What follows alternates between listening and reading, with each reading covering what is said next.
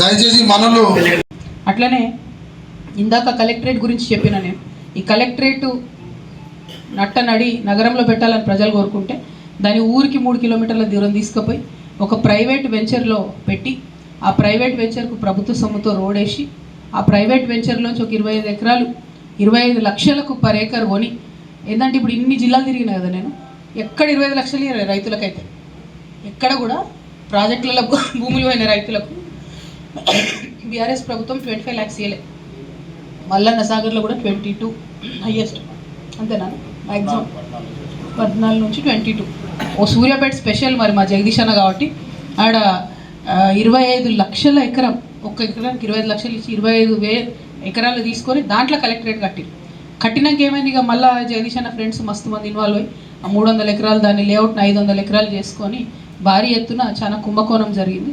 ఇది ప్రజలు గమనిస్తున్నారు. ఈ ఉత్తమ్ కుమార్ రెడ్డి జగదీష్ రెడ్డి గారు ఫ్రెండ్స్ కాబట్టి ఆయన ఎంక్వైరీ చేయడం మనం చూడడం అది కాదు ఇది పోదు, కానీ ప్రజాకోట్లో మాత్రం ప్రజలకు తెలియాలని ఈ విషయాన్ని నేను చెప్తా ఉన్నాను. ఎందుకంటే చాలా తీవ్రమైన అవినీతి జరిగింది కలెక్టరేట్ కట్టే టైంలో. ఆ విషయాన్ని సూర్యాపేట జిల్లా ప్రజలు గమనించాలని చెప్పి నేను కోరుతా ఉన్నా. ఇక జగదీష్ రెడ్డి గారి మనుషులకు దేవుడు లేడు, చెరువులు లేవు, ఏది లేదు, ఉన్నవన్నిటిని ఆగమాగం చేసిరు. ఎగ్జాంపుల్ చెప్తున్న కర్నాల చెరువు, ఇది మాత్రం నేను హైడ్రాకు ఉత్తరం రాస్తాను, వాళ్ళు రియాక్ట్ అవుతారో కాదో చూద్దాం. ఉత్తమ్ అన్నకు జగదీష్ అన్నకు అండర్స్టాండింగ్ ఉందా లేదా తెలిపోద్ది. దీంతో కర్నాల చెరువు అనేటటువంటిది మంత్రి గారి అనుచరులు చెరబట్టి ఎంత ఘోరం అంటే అలుగు వచ్చే దాని మీదకి వెళ్ళి డైరెక్ట్ ప్రైవేట్ రోడ్ వేసుకొని వెంచర్ చేసుకుంటాం. దానికి మరి నేను హైడ్రాకి అయితే కంప్లైంట్ చేస్తాను. ఎందుకంటే పాత గూగుల్ ఇమేజెస్ ఉంటాయి, ఇప్పటికైతే గూగుల్ అబద్ధం చెప్తలేదు అనిపిస్తుంది నాకు. పాత ఇమేజెస్లో గూగుల్ యాస్టీస్గా మ్యాప్ చూపిస్తుంది, ఇప్పుడు కొత్త మ్యాప్ రెండు కంపేర్ చేసి హైడ్రాకి పంపిస్తాను. నేను ఈ కర్నాల చెరువు మీద ఉన్న కబ్జా తీసేయాలని నేను కాంగ్రెస్ ప్రభుత్వాన్ని డిమాండ్ చేస్తూ ఉన్నాను. ఆ తర్వాత ఇవన్నీ చిన్న చిన్నవి చాలా అవుట్ సోర్సింగ్లో ప్రతి ఉద్యోగానికి 3 లక్షలు తీసుకున్నారు, 4 లక్షలు తీసుకున్నారు, అవన్నీ మీకే తెలుసు నాకంటే ఎక్కువ. తర్వాత సూర్యాపేట విజయవాడ నేషనల్ హైవేలో దాదాపుగా ఇవన్నీ ఎట్లా అంటే ప్రభుత్వ సొమ్ము అంతా ప్రైవేట్ వెంచర్స్కి అన్నట్టు. ఎంపీ ల్యాడ్స్ నుంచి 70 లక్షలు తీసుకొని ఒక ప్రైవేట్ వెంచర్కు పేర్లు గిర్లు ఉన్నాయి నాకు ఎందుకు ఆ ప్రైవేట్ వాళ్ళ పేర్లు, కానీ 1.5 కిలోమీటర్న్నర రోడ్ వేయడం జరిగింది. ఇది చాలా అన్యాయం. దీని మీద కూడా కేంద్ర ప్రభుత్వానికి అయితే నేను కంప్లైంట్ రాయబోతా ఉన్నాను. అట్లానే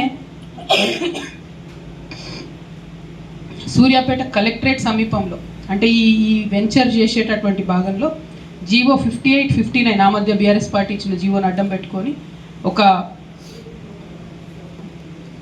ఎన్ని ఎకరాలు 90 మంది 5 ఎకరాల భూమిని రెగ్యులరైజ్ చేయించుకోవడం జరిగింది. మరి దానికి కూడా రివ్యూ కోసం రాస్తాం తప్పకుండా. దళిత బంధు పథకం లబ్ధిదారులను కూడా ఇక వాళ్ళని కూడా విడిచిపెట్టి వాళ్ళ దగ్గర కూడా కమిషన్ తీసుకురట. సరే, ఇరిగేషన్ శాఖ ఒకటి ఇందాక ఉత్తమన్న చెప్పినట్టు ఆ 1450 crores లిఫ్ట్ ఏంది అన్నది ఒకటైతే, గుర్రం పహాడ్ కదన్నా గుర్రంపోడు భూములు మరి పెద్ద ఎత్తున స్కామ్ జరిగిందని అప్పుడు కొట్లాటైంది, రైతులు కొట్లాడిరు, దాన్ని ఆ గవర్నమెంట్లో న్యాయం జరగలేదన్నారు. మరి ఈ గవర్నమెంట్ అన్న న్యాయం జరుగుతుందా లేదా, ఏం జరుగుతుందన్న దాని మీద ఆలోచన చేయాలి. అట్లనే చివ్వెంల మండలంలో చారిత్రక ఉండ్రుగొండ దేవాలయంలో 6 ఎకరాల భూమి కూడా జగదీష్ రెడ్డి అన్న ఫ్రెండ్స్ కొట్టేసిరని చెప్తా ఉన్నారు. కనీసం దేవుడి భూమి అన్న దయచేసి వదిలేయాలని చెప్పి నేను రిక్వెస్ట్ చేస్తూ ఉన్నా. దాని మీద చర్యలు తీసుకోవాలని ఎండోమెంట్స్ డిపార్ట్మెంట్ని నేను డిమాండ్ చేస్తూ ఉన్నాను. అట్లనే సూర్యాపేట జిల్లాలో జనావాసాల మధ్యలో ఉన్నటువంటి ఆటోనగర్ని మీకు 50 ఎకరాలు ఇస్తామని చెప్పి బయటకు తీసుకుపోతామని చెప్పిరంట. వాళ్ళకి 5 ఎకరాలు కూడా ఇవ్వలే, మొత్తం ఆటో వాళ్ళని కూడా ఆగం చేసేసిండు ఇక్కడ జగదీష్ రెడ్డి గారు. మరి ఇవన్నీ ఒక ఎత్తు అయితే ఇక జగదీష్ అన్న స్పెషల్ కాబట్టి నేషనల్ లెవెల్లో తెలంగాణ పరువు ఎట్లా తీయాలని అని గట్టిగా ఆలోచన చేసి ఏం చేసిండు, సరే మదర్ అంటే ఎవరికైనా సెంటిమెంట్, వాళ్ళ మదర్ బర్త్డే రోజు కబడ్డీ పోటీ పెట్టి అన్ని రాష్ట్రాల వాళ్ళని కలిసి ఇక్కడికి పిలిచారు. 7 కోట్ల రూపాయలతో గ్రాండ్గా కబడ్డీ పోటీలు చేస్తున్నామని చెప్పారు. సరే ఎన్ని కోట్లైనా ఏంది మనకు అనవసరం, ఎందుకంటే అంతా ప్రైవేట్ వాళ్ళ దగ్గరనే వేసిరు. ప్రభుత్వం నుంచి నామినల్ వచ్చింది, ఓన్లీ 20 lakhs ఫండ్స్ వచ్చింది బేసిక్ అమ్యూనిటీస్ కోసం. ఘోరం ఏంటంటే 29 రాష్ట్రాల నుంచి 720 మంది క్రీడాకారులు పోటీలకు వస్తే వాళ్ళు అస్తవ్యస్తంగా చేసినటువంటి ఏర్పాట్లతోని ఒక వ్యక్తి చనిపోయి 26 మందికి తీవ్రమైన గాయాలైనాయి. కానీ వాళ్ళు ఎవ్వరికి కూడా ఉచిత చికిత్స అందిస్తామని చెప్పిన మంత్రి గారు ఇప్పటి వరకు ₹1 ఇవ్వలేదు. దాంతో ఏమవుతుంది, 26 రాష్ట్రాలలో కూడా తెలంగాణలో తిట్టుకుంటున్నారు.